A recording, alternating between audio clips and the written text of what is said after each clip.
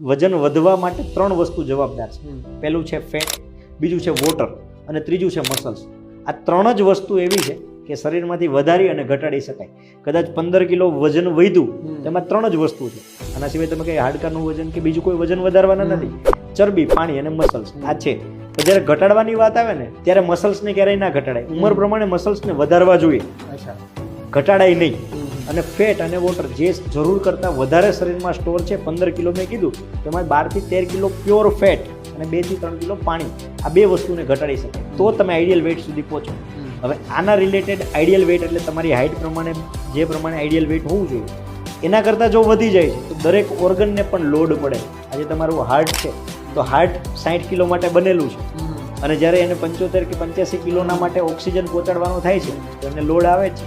ક્યાંક ને ક્યાંક હાર્ટ એટેક, એના રિલેટેડ કોઈ બીજી બીમારી, લીવર છે તો એના રિલેટેડ બીમારી, આ બીમારીઓ ઓબેસિટીને લીધે 100% આવે એવું કહી શકાય.